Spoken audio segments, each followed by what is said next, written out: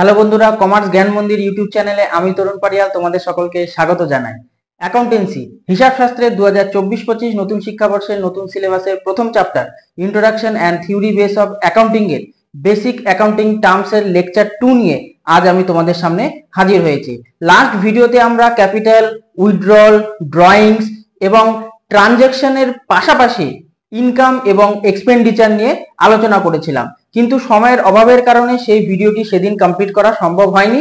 কিন্তু আজকের ভিডিওতে আমরা তার পরবর্তী অংশ নিয়ে আলোচনা করব।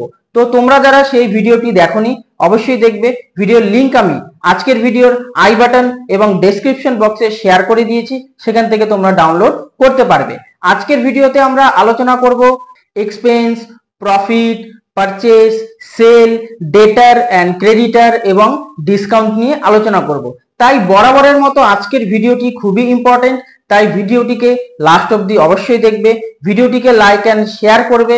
তোমরা যারা চ্যানেলে নতুন অবশ্যই চ্যানেলটিকে সাবস্ক্রাইব করবে এবং পাশে থাকা অল নোটিফিকেশন বেল আইকনকে প্রেস করে দেবে সমস্ত নতুন টপিকের আপডেট পাওয়ার জন্য। আর অবশ্যই তোমরা কমেন্ট করবে। তোমাদের যদি কোনো ডাউটস থাকে, কোনো কোয়ারিজ থাকে বা কোনো কোশ্চেন থাকে, অবশ্যই সেটা কমেন্ট বক্সে উল্লেখ করবে। তাহলে চলো দেরি না করে শুরু করা যাক।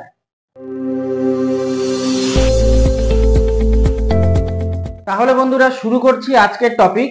তো সবার প্রথমে আমরা দেখব এক্সপেন্স বা খরচ বলতে কি বোঝায়।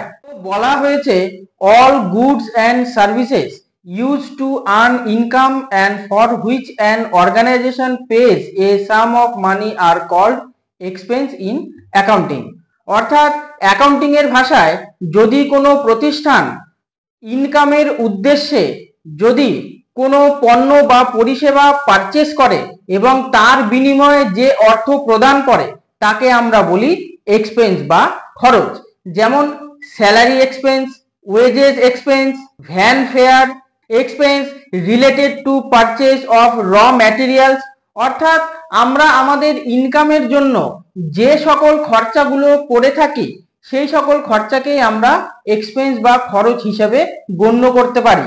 যেমন স্যালারি পেমেন্ট, আমরা যে কর্মীদের স্যালারি পেমেন্ট করি তার যে অ্যাকাউন্টিং ট্রিটমেন্ট হয়, যে ওয়েজেস পেমেন্ট করি লেবারদেরকে, যে ডেইলি ওয়েজেস, যে পারিশ্রমিক প্রদান করা হয় এবং যে ভ্যান ফেয়ার প্রদান করা হয় এক জায়গা থেকে আরেক জায়গায় পণ্যকে স্থানান্তর করার জন্য, এবং যে র ম্যাটেরিয়াল কাঁচামাল পারচেসের জন্য যে অর্থ প্রদান করি তাকেই আমরা বলছি অ্যাকাউন্টিং এর ভাষায় এক্সপেন্স বা খরচ। এবার আমরা দেখব প্রফিট বা মুনাফা বলতে কি বোঝায়। তো বলা হয়েছে in the language of accounting when total income exceed total expense the surplus is called profit. অর্থাৎ অ্যাকাউন্টিং বা হিসাব নিকাশ করণের ভাষায় যদি টোটাল ইনকাম মোট আয় যদি টোটাল এক্সপেন্স অর্থাৎ মোট ব্যয়ের অধিক হয় তখনই আমরা তাকে প্রফিট বা মুনাফা বলে গণ্য করতে পারি। এবার প্রফিটকে আবার দুটি ভাগে ভাগ করা যায়, গ্রস প্রফিট এবং নেট প্রফিট অর্থাৎ মোট আয়। তো বলা হয়েছে from the net selling price of the production to its cost of production or purchase price and purchase price the surplus left after deducting other expense is called gross profit। অর্থাৎ যদি কোনো পণ্যের সেলিং প্রাইস তার উৎপাদন খরচের অধিক হয় অথবা ক্রয় মূল্য যদি খরচের অধিক হয়, সারপ্লাস হয়, তখন তাকে আমরা বলছি গ্রস প্রফিট বা মোট মুনাফা। এবার নেট প্রফিট কি? তো বলা হয়েছে the surplus left after deducting selling or operating expense from gross profit is called net profit. অর্থাৎ মোট আয় থেকে যদি বিক্রয় এবং কারবার পরিচালনা সংক্রান্ত খরচকে যদি বাদ দেওয়া হয় তাহলে যে উদ্বৃত্ত থাকে, যে এক্সট্রা থাকে, সারপ্লাস থাকে, তাকেই আমরা বলছি নেট প্রফিট। এক্ষেত্রে একটি এক্সাম্পল আমরা দেখতে পারি। মিস্টার এ 1 লাখ টাকার গুডস সেল করেছেন, কিন্তু সেল করতে গিয়ে তাকে 70,000 টাকার খরচ করতে হয়েছে। অর্থাৎ 1 লাখ থেকে যদি আমরা 70,000কে মাইনাস করে দিই তাহলে 30,000 টাকার যে ভ্যালু পড়ে রইল সেটাই হলো প্রফিট। এবার আমরা দেখব লস বা ক্ষতি বলতে কি বোঝায়। তো বলা হয়েছে the part of expenditure which fails to generate income of the organization or the unexpected cost which has to be borne by the organization is called loss। কোনো এক্সপেন্ডিচার অর্থাৎ ব্যয় যদি ভবিষ্যতে কোনো ইনকাম ক্রিয়েট করতে তৈরি করতে ব্যর্থ থাকে, অথবা যদি কোনো আনএক্সপেক্টেড অপ্রত্যাশিতভাবে যদি কোনো খরচ তৈরি হয় ক্রিয়েট হয় একটি অর্গানাইজেশনের অ্যাকাউন্টিং পিরিয়ড চলাকালীন, তবে তাকে আমরা বলবো লস বা ক্ষতি। এবার লসের কিছু এক্সাম্পল রয়েছে, যেমন the goods are damage due to any road accident during transfer of the goods, অর্থাৎ পণ্য এক জায়গা থেকে অন্য জায়গায় স্থানান্তরণ করার ক্ষেত্রে যদি কোনো রোড অ্যাক্সিডেন্ট হয় এবং তার ফলে যদি পণ্য নষ্ট হয় তাহলে সেক্ষেত্রে লস অ্যারাইজ হতে পারে। অথবা burning stock due to fire in factory, যদি ফ্যাক্টরিতে বা কারখানায় আগুন লেগে যায় তাহলে সেক্ষেত্রে লস অ্যারাইজ হতে পারে। আবার a buyer dies without paying the due amount, অর্থাৎ যদি কোনো ক্রেতা অ্যামাউন্ট পরিশোধ না করেই যদি মৃত্যু হয় তার, তাহলে সেক্ষেত্রে লস অ্যারাইজ হতে পারে। আবার if the accountant tampers with the cash, অর্থাৎ যদি কোনো হিসাব রক্ষক ক্যাশ নগদ অর্থের কারচুপি করে তাহলে সেক্ষেত্রেও কিন্তু লস অ্যারাইজ হতে পারে। এবার আমরা দেখব পারচেজ বা ক্রয় বলতে কি বোঝায়। তো বলা হয়েছে when goods or materials are produced for sale with the purpose of sale and preparation of goods through the production process, it is called purchase in accounting terms। অর্থাৎ বিক্রয়ের উদ্দেশ্যে যদি কোনো পণ্য উৎপাদন করা হয় অথবা উৎপাদন প্রক্রিয়ার জন্য যদি কোনো বস্তু সংগ্রহ করা হয় তখন তাকে বলা হয় পারচেজ বা ক্রয়। যেমন purchase of goods for the purpose of sale or manufacture, আমরা প্রত্যেকেই জানি উৎপাদন কার্যকে সম্পন্ন করার জন্য র ম্যাটেরিয়াল বা কাঁচামাল ক্রয় করতে হয় এবং সেই কাঁচামাল থেকে তৈরি হয় ফিনিশ গুডস, আর সেই ফিনিশ গুডস থেকেই আসে সেল মানে ইনকাম ক্রিয়েট হয়।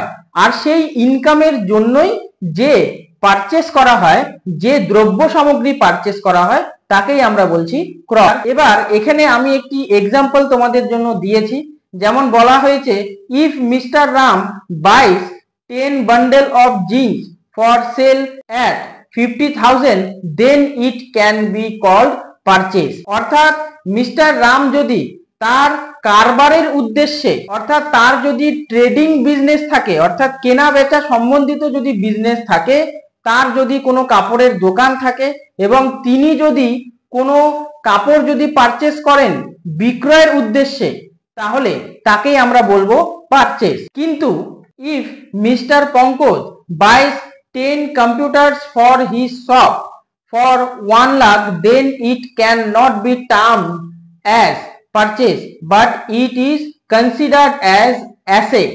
অর্থাৎ কোনো ব্যক্তি যদি কোনো এমন কোনো বস্তু যদি পারচেস করে যেটা কারবারের উদ্দেশ্যের জন্য নয় বরং তার কারবারের প্রোডাকশনের ক্ষেত্রে বিশেষভাবে সাহায্য করবে, তাকে আমরা বলবো অ্যাসেট। সেটা কিন্তু আর তখন পারচেস হবে না। এই উদাহরণের মাধ্যমে সেটাই আমি বোঝানোর চেষ্টা করেছি। অর্থাৎ যদি আমরা কোনো বস্তু পারচেস করি এবং সেটা যদি কারবারের বিক্রয়ের জন্য নয়, কারবারি মুনাফা অর্জনের জন্য নয়, বরং আমরা সেই বস্তুটিকে পারচেস করছি কারবারকে পরিচালনার জন্য, তখন সেটা কিন্তু আর পারচেস হবে না, তখন তাকে আমরা বলবো অ্যাসেট বা সেটা সম্পত্তি হিসেবে গণ্য হবে। এবার আমরা দেখব সেল বা বিক্রয় বলতে কি বোঝায়। তো বলা হয়েছে selling is the process by which the product of a business reaches the customer and which is routine activity of a business and from which is a means of earning profit। অর্থাৎ sell বা বিক্রয় বলতে সেই প্রক্রিয়াকে বোঝানো হয় যা কাস্টমারের কাছে পণ্য বা পরিষেবা রূপে পৌঁছে দেওয়া হয় এবং যেটা একটি বিজনেসের রুটিন অ্যাক্টিভিটি এবং যেখান থেকে ম্যাক্সিমাম প্রফিট আর্নিং এর স্কোপ রয়েছে তাকেই আমরা বলবো সেল। এবার আমরা দেখব গুডস বা পণ্য বলতে কি বোঝায়। তো বলা হয়েছে an item that is purchase for sale of profit or use or processed by a business to produce another product is called a product in accounting। অর্থাৎ পণ্য বলতে সেই বস্তুটিকে বোঝানো হয় যা বিক্রয়ের মাধ্যমে প্রফিট অর্জনের জন্য ক্রয় করা হয় অথবা ব্যবহার করা হয় অথবা যেটা ইউজ করে একটি প্রোডাক্ট থেকে অন্য একটি প্রোডাক্ট বা অন্য একটি গুডস উৎপাদন করা হয় অথবা সেই পণ্য থেকে আরেকটি পণ্য উৎপাদন করা যায়, তাকেই আমরা অ্যাকাউন্টিং এর ভাষায় বলছি গুডস বা প্রোডাক্ট। এবার আমরা দেখব কস্ট বা পরিব্যয় বলতে কি বোঝায়। তো বলা হয়েছে the financial losses accepted for the purpose of obtaining certain benefits are called cost.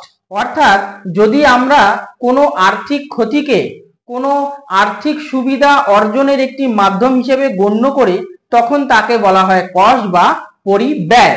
According to ICMA actual or fair money paid for a particular object of work or need to do is called cost. অর্থাৎ institute of cost management accountants of London এই প্রতিষ্ঠানের মতানুযায়ী যদি কোনো ব্যক্তি বা কোনো কাজের জন্য কোনো অর্থ প্রদান করা হয় বা সেই অর্থ প্রদান করার প্রয়োজন হয় তবে তাকে আমরা বলি পরিব্যয় বা কস্ট।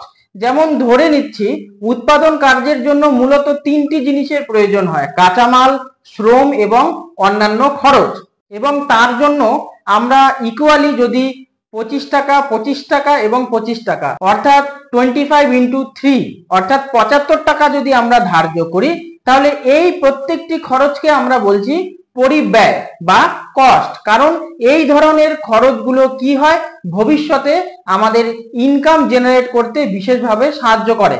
কারণ আমরা উৎপাদন যদি করি সেক্ষেত্রে আমাদের লেবার এবং কাঁচামালের প্রয়োজন হবে। এবার এই যে খরচগুলো আমরা অ্যাকাউন্টিং ইয়ারে করছি এবং সেই খরচের ফলে আগামী দিনে যে ফিনিশ গুডস উৎপাদন হবে এবং সেখান থেকে যে মুনাফা অর্জন হবে তো তাকেই আমরা বলছি কস্ট বা পরিব্যয়। এবার আমরা দেখব স্টক ইন ট্রেড অর্থাৎ মজুত পণ্য বলতে কি বোঝায়। তো বলা হয়েছে the saleable goods of an organisation on particular day are called stock in trade. অর্থাৎ ট্রেড বলতে ব্যবসা এবং স্টক বলতে মজুদ। অর্থাৎ ব্যবসার উদ্দেশ্যে কারবারের উদ্দেশ্যে আমরা যে পণ্য মজুদ করে রাখছি একটি পার্টিকুলার ডে অবধি, একটি নির্দিষ্ট ফিনান্সিয়াল ইয়ার অবধি, একটি নির্দিষ্ট আর্থিক বছর অবধি, তাকে আমরা বলছি স্টক ইন ট্রেড বা মজুদ পণ্য। এবার মজুদ পণ্যকে মূলত দুটি ভাগে ভাগ করা যায়, ওপেনিং স্টক এবং ক্লোজিং স্টক। ওপেনিং স্টক কি বছরের শুরুতে অর্থাৎ যে ফিনান্সিয়াল ইয়ার অর্থাৎ যে আর্থিক বছর বা যে ফিনান্সিয়াল ইয়ার স্টার্ট হয়েছে সেই ফিনান্সিয়াল ইয়ারের শুরুতে আমার কাছে কি কি স্টক রয়েছে তাকেই আমরা বলছি ওপেনিং স্টক। আর ক্লোজিং স্টক কি? ক্লোজিং স্টক হলো inventories at the end of particular financial year. অর্থাৎ বছরের শেষে একটি নির্দিষ্ট আর্থিক বছরের শেষে আমার কাছে কি কি মজুদ পণ্য স্টক ইন হ্যান্ড রইল তাকেই আমরা বলছি ক্লোজিং স্টক। এবার ক্রিয়ার ভিত্তিতে স্টক ইন ট্রেডকে আবার তিনটি ভাগে ভাগ করা হয়েছে, stock of raw materials, stock of working progress আর স্টক অফ ফিনিশ গুডস। অর্থাৎ একটি নির্দিষ্ট ফিনান্সিয়াল ইয়ারে আর্থিক বছরে একটি প্রতিষ্ঠানের কাছে বছরের শুরুতে এবং বছরের শেষে কতখানি র ম্যাটেরিয়াল কাঁচামাল মজুত রয়েছে, কতখানি কাঁচামাল ওয়ার্কিং প্রোগ্রেস রয়েছে এবং কতখানি কাঁচামাল থেকে ফিনিশ গুডস তৈরি করা রয়েছে, সেই সকল বিবরণী আমরা স্টক ইন ট্রেডের মাধ্যমে কাউন্ট করতে পারি, মেজার করতে পারি। তো এই হলো তোমাদের বেসিক অ্যাকাউন্টিং টার্মসের উপরে পুরো ডিটেলস। তাহলে খুব শীঘ্রই দেখা হচ্ছে আরেকটি ভিডিওতে। ততক্ষণ ভালো থাকো, সুস্থ থাকো, মন দিয়ে পড়াশুনো করো। জয় হিন্দ, বন্দে মাতরম।